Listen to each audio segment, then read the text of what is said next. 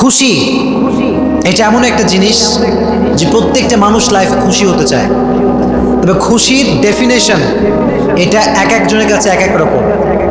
কারো কাছে খুশির মানদণ্ড হচ্ছে টাকা, আবার কারো কাছে খুশির মানদণ্ড হচ্ছে বাড়ি, কারো কাছে ধন, কারো কাছে সম্পদ, কারো কাছে বিবি, তো কারো কাছে সুন্দরী নারী। এক একজনের ডেফিনেশন এক এক রকম।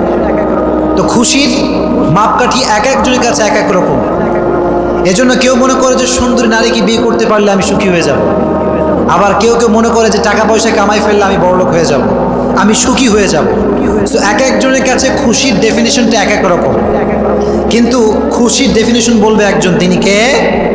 জীবনে সুখী হওয়ার বিভিন্ন ওয়ে আমাদের কাছে আছে, সায়েন্টিফিক ওয়ে আছে, মানুষের মন গড়া লজিক আছে, এক একজনের কাছে এক এক রকম ডেফিনেশন আছে।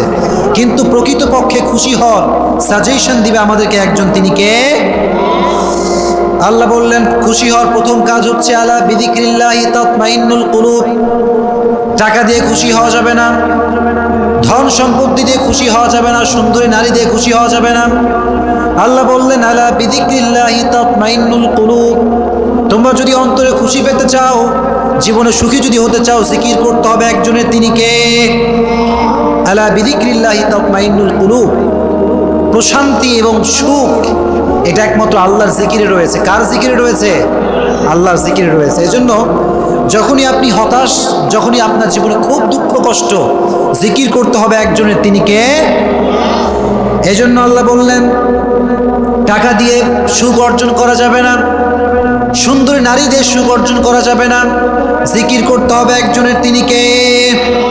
আব্দুল্লাহ ইবনে আব্বাস রাদিয়াল্লাহু তাআলা আনহু বলেছেন যে কেউ যদি তার লাইফে সুখী হতে চায়, সে যেন তার দুঃখের সময় আল্লাহকে স্মরণ রাখে, সুখের সময় আল্লাহকে স্মরণ রাখে।